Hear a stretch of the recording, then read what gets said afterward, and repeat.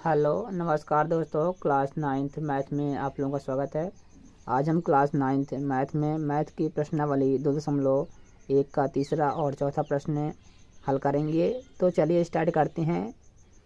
तीसरा प्रश्न है 35 घात के द्विपद का और 100 घात के एक पदी का एक एक उदाहरण दीजिए।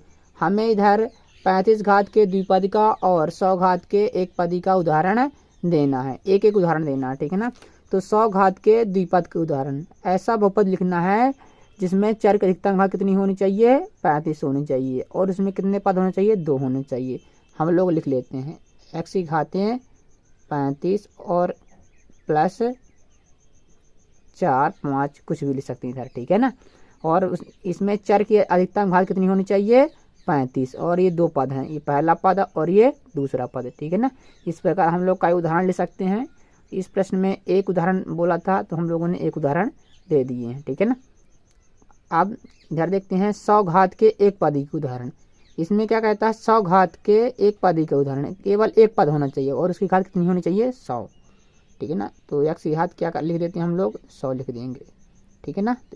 केवल इसमें एक पद रहने देंगे, ठीक है ना। इस प्रकार हम लोगों ने तीसरा प्रश्न का उत्तर लिख लिए। अब चौथा प्रश्न देखते हैं। निम्नलिखित बहुपदों में से प्रत्येक बहुपद की घात लिखिए। हमें क्या बताना है, प्रत्येक बहुपद की घात। तो पहला वाला देखते हैं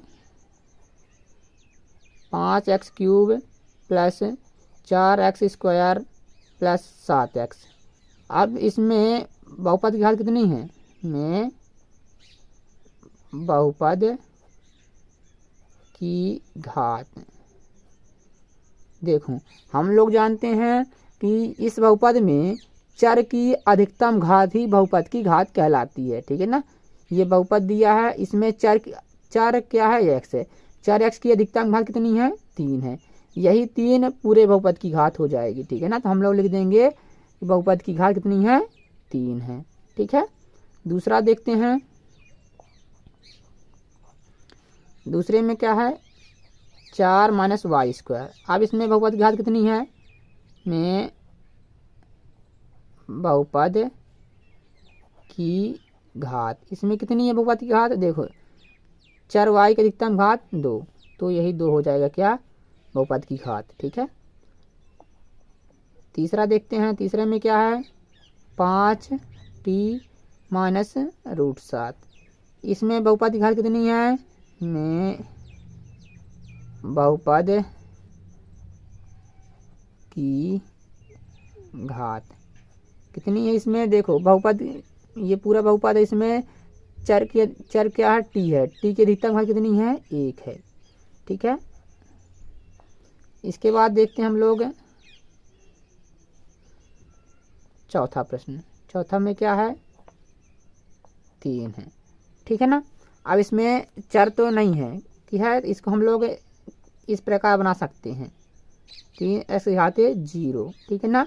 क्योंकि x की घात में 0 है, इसका मान क्या होता है, 1 होता है। जब हम लोग 3 में 1 का गुणा कराएंगे तो हमें यही संख्या मिल जाएगी, ठीक है ना। अब इसमें देखो बहुपद की घात कितनी है, में बहुपद की घात कितनी है, 0, ठीक है ना। ये आचार बहुपद है, आचार बहुपद की घात क्या होती है, 0 होती है, ठीक है ना। आप लोग ध्यान रखना। इस प्रकार हम लोगों ने प्रश्न 3 और प्रश्न 4 के उत्तर लिख लिए हैं।